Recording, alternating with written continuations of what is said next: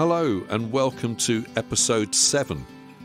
This week my guest is Clare Cook, one of those extraordinary people who just draw you into their story with enthusiasm and joy. So Clare's going to tell us about the position she's just leaving and the one she's just about to take, which is really very, very exciting. Clare loves choirs. She has redefined choirs and more choirs to come. I'm not going to say any more. Let's listen to the wonderful Clare Cook.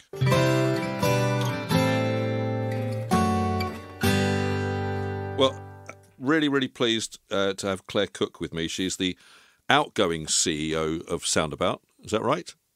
That's hot off the press. Hot off the press, absolutely. And also co-founded the Missing People Choir, who were Britain's Got Talent finalists in 2017. Which must have been amazing. We'll speak about that. Yep. And you've just announced your new position, but I'll let you do that because I think it'd be really nice for you to talk about that. But before we get there, can you tell me about Soundabout and what that's been about and your time there and sort of moving on. I guess, handing it over in really good shape, which is what we all love to do. Absolutely. So Soundabout is an amazing charity and it's been around for over 25 years now. Wow. It was set up by a couple who had a son with profound and multiple learning disabilities. And it was at a time when people's attitudes towards people with PMLD were very different to the way they are now, in Sure. that they were kind of seen as being sort of no-hopers. They were closed off and at school kind of left in a corner, effectively, where they were able to go to school at all. And what John and Sarah, who founded the charity, saw with their son Thomas was that music was a way that they were able to enter into his world and they were kind of able to break through, and he was able to enter into theirs. Fantastic. And it was kind of a miraculous moment. And he had, no initiating movement. He was completely nonverbal, but he could make his feelings known through his responses to music. Yeah, amazing. And so they were in just an amazing position to be able to, they were fairly well off and they were well connected, so they were able to effectively set up a charity to work with schools to empower teachers and teaching assistants to use music as a communications tool. Fantastic. Yeah. I could go on. No, do carry on. It's Shall I? Yeah, really. It's fascinating. I think having a deep dive into it is what we want, really. Fantastic. So that was kind of where it started, based in Oxford, and working specifically with special schools in the local area. And a woman called Anne Brown was the sort of lead practitioner, the music practitioner, who kind of came in at that point and showed them the tools and techniques that she had developed working in South Africa, which are very much built around intensive interaction, which I'm sure you probably know from a sort of layman's terms perspective, which is where I approach it from.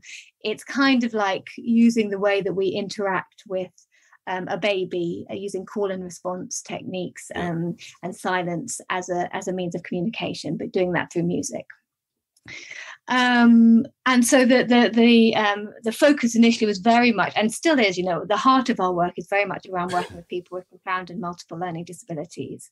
But over the years, things have kind of extended out a little bit. So we started to work more in the community, again, specialized music making sessions to build a community around people with PMLD, as well as doing training in schools. And then I started at Soundabout in 2018. Okay. And then in 2019, having, with my background and knowing and understanding the incredible power of choirs, we set up our first inclusive choir, which was a very different thing to a different approach that Soundabout had ever used before, in that the focus was on creating a choir that anyone could be part of, but Yep. the focus was removing barriers to participation. Fantastic. For someone with a profound disability. That kind of exploded from there. Yeah, I've been watching some of the videos actually.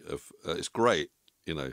Just there's a sort of collection of just short videos of different groups, you know, participating in singing, and it's just beautiful, you know, really beautiful.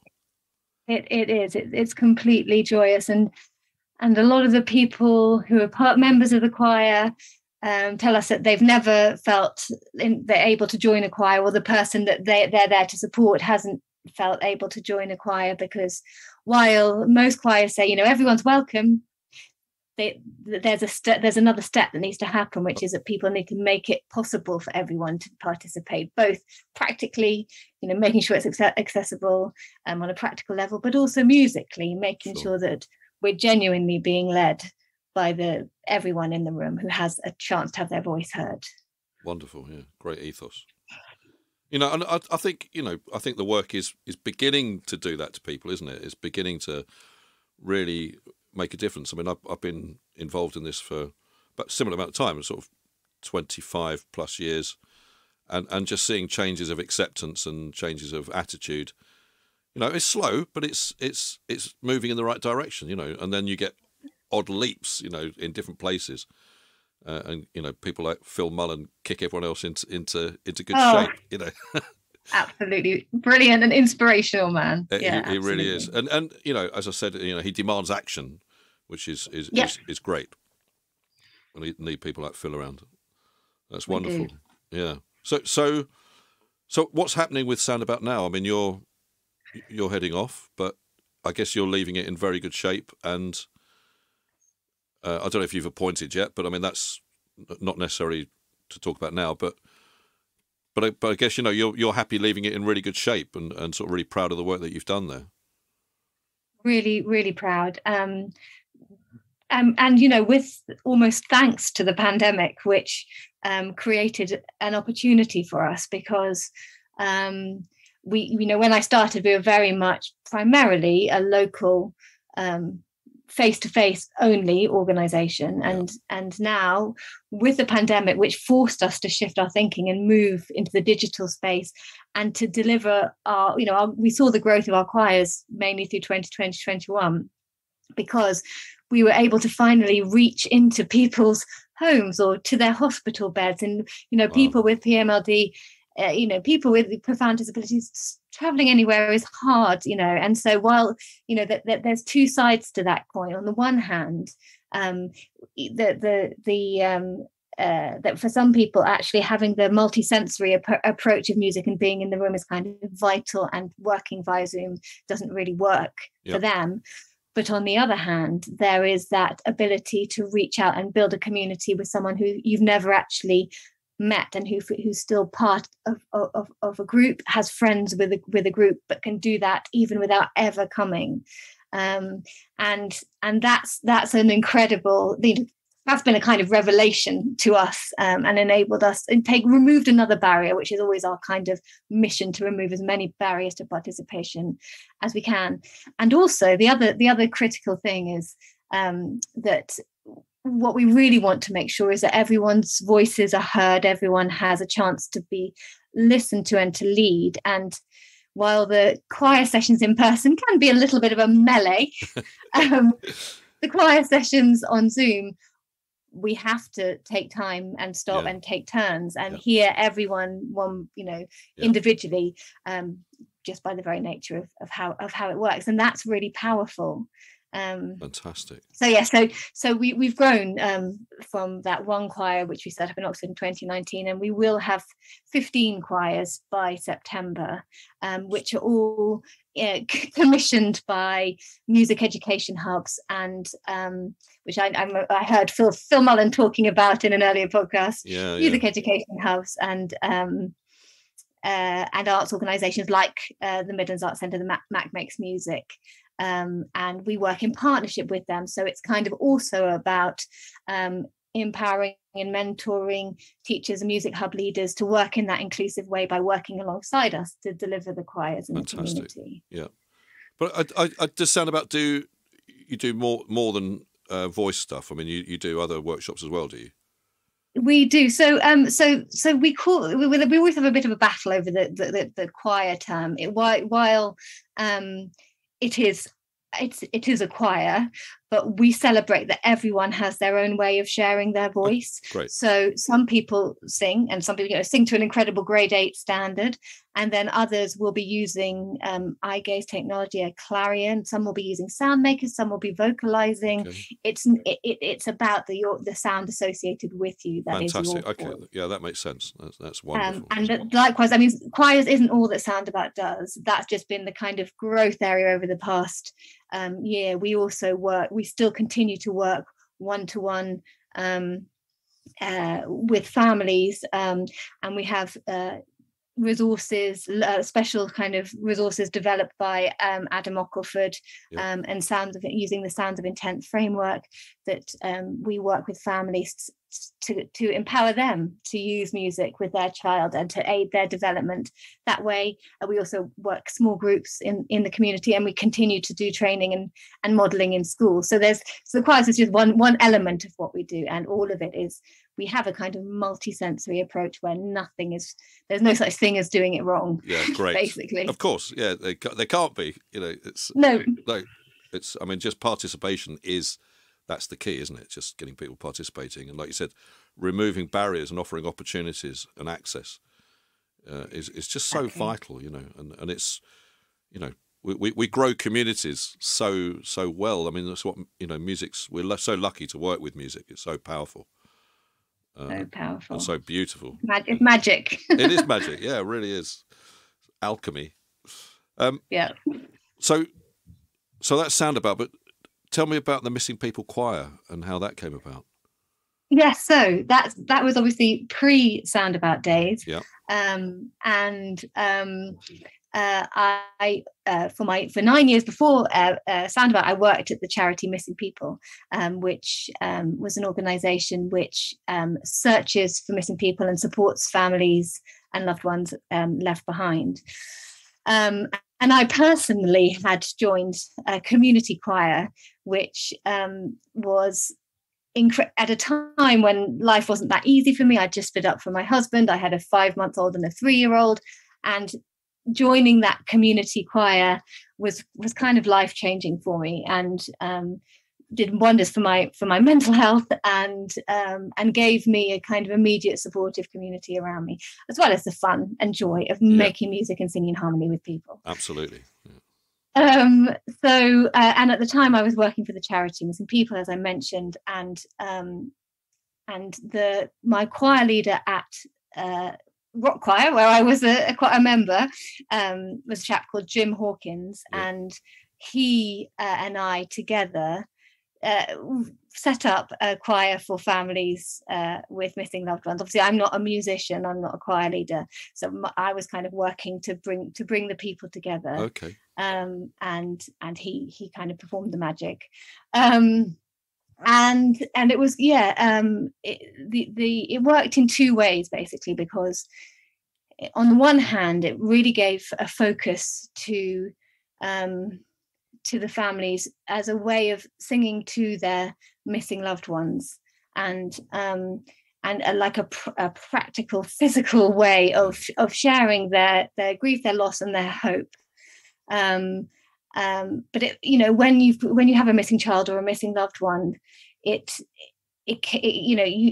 run out of things to be able to do to try and find them and try and get the answers that you're hoping for. And this was a wonderful way to feel like they were getting their message out to their missing loved ones.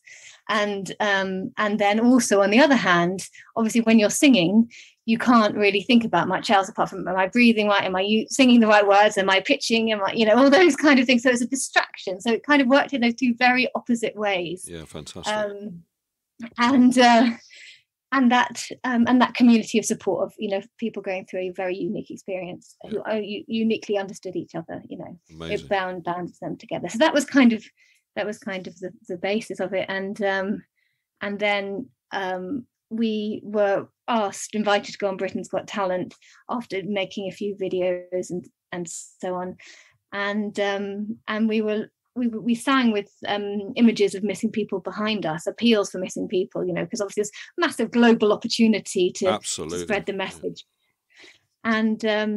And 2 people came home to safety as a result, as a direct result of that, which was kind of, just amazing. Yeah, absolutely. Yeah. And yeah, so that was that really, and that was what led me to Soundabout, because I realised that music had always been in my life, but I've worked in charity for a long time. Worked for Great Ormond Street Hospital, Child Bereavement UK, Christian Aid for missing people. But then I realised I wanted to work specifically in an organisation which used music as part of its sort of central mission, and that's how I came to Soundabout. Wow, that's amazing! What a great journey! And what was the experience of Britain's Got Talent like? It was it was kind of like standing on the moon. It's a bit kind of hazy now. You feel like you're having a kind of out of body experience, because I did actually. I was in the choir as well as kind of organising it. So I was singing on stage. Fantastic. And gosh, I don't know how to describe it. It was incredible. I was imagining it must be quite surreal, just that whole that whole experience. It was surreal, and but in a really positive way. All the outcomes. Obviously it's a big thing for people who are going through a very difficult time to go on to a show like Britain's Got Talent, and for anyone to do that, to be honest, but especially vulnerable people. And so it was a lot of discussion around whether or not it's the right thing, but we were ultimately led by the family members. We put it to them, what did they think? Did they want to do it? And one of the family members, I'll never forget, said, I would sell my soul if I could sell my soul to the devil if I could find my missing son. Wow.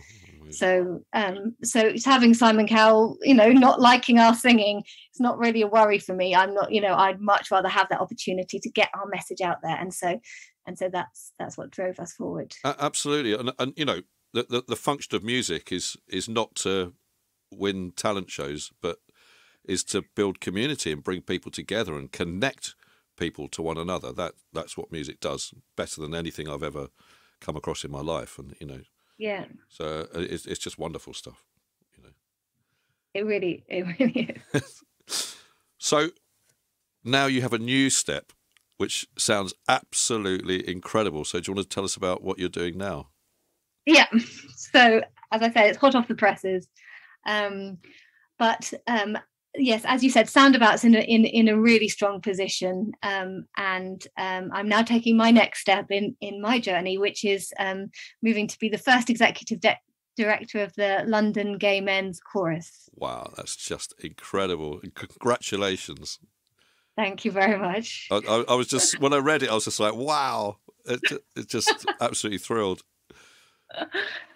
Yes, I mean it's a big step, because this is the first time that the London Gay Men's Chorus. I don't know how much you know about it, but they have been around since a long time, 1991, and it started against the backdrop of the AIDS pandemic. I remember well. Yeah. When 9 men sang outside Angel Tube Station with the sign "Gay Men's Chorus" behind them. And where they were raising funds for the Terence Higgins Trust, which had been formed 10 years earlier. Yep. And in fact, this week, it's their 30th anniversary, and they've just reignited that partnership in that anniversary with the Terence Higgins Trust, which is fantastic.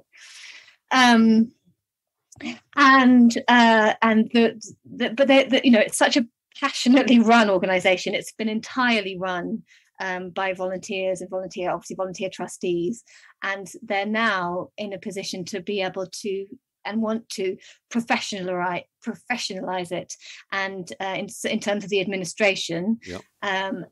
And to be able to use their strength, because they're such an incredibly brilliant performance choir, who are very, very well known. Yeah. And make kind of headlines all over the place, but they want to now really focus on using that strength to be able to reach further and do more in terms of supporting other more diverse groups. Fantastic. Interestingly, because in an interesting way, it's a non-inclusive choir in the best possible way, in that sure, absolutely. It's been set up specifically for a certain group. Yeah. And created this amazing movement, social justice movement. But now they want to see what else they can do, how much further they can reach to make a difference in the lives of the LGBTQ plus community in all its forms. Fantastic. But you know, it's very interesting how something very inclusive comes out of something very exclusive. That you know, like the whole social justice thing is very inclusive. You know, so it's a lovely juxtaposition there. You know, that they're using that exclusivity to be really inclusive. Exactly, that's it. With their intention, you know, it's wonderful, really wonderful. I agree. I couldn't agree more. So what are you going to be doing there? I mean, what does your role entail? Oh, well, I mean, it's the first thing they want me to do is come in and write a business plan.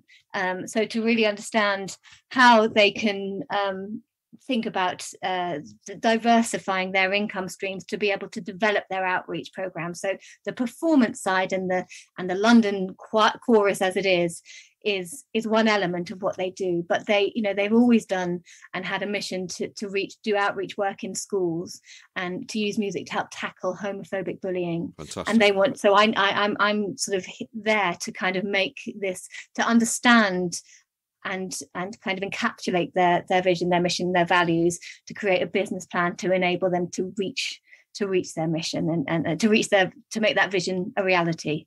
Amazing. So it's a big piece of work to be doing. Absolutely, but how fantastic to take that on. You know, what a thrill, what a lovely opportunity.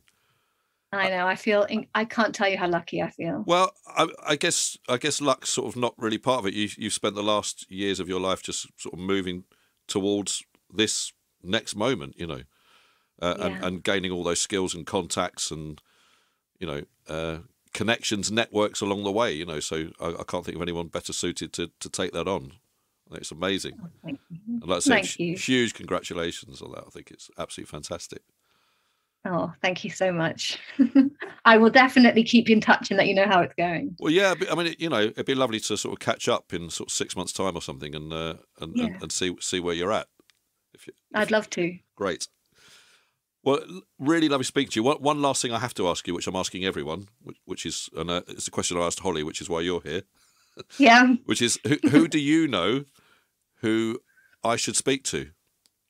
I have had a little bit of a think about this. And I think what I'd love to recommend is that you speak to my colleague, who's Emma Hughes. Okay. Is her name. And as I mentioned, I'm not a music practitioner. I'm not a professional musician in any way, shape, or form. I'm a kind of charity bod behind the scenes. Emma she runs 4 of the Soundabout inclusive choirs. Okay. And she has really helped, and she's a music therapist, she's a music practitioner, and she is absolutely passionate about inclusive music, and she has really helped to shape the ethos around how we run an inclusive choir. Fantastic. So I think that she would be an absolutely brilliant person for you to speak to next. Well, great. If you can hook us up in an email together, that would be absolutely fantastic. Will do. Thank you so much. Well, you know, it sounds like you're busy transitioning from one place to another, so I won't take up any more time. But Claire, thank you so much for taking the time to come and talk, and I really look forward to getting this podcast out so everyone can hear it. Oh, well, thank you so much for having me. It's been great to meet you, and I'll be carrying on listening to that. I'm loving the series, so thanks for doing it. Thank you so much. It's really fun to do. Thanks again. Cheers, Claire. Take care. Bye now. Bye. You've been listening to my conversation with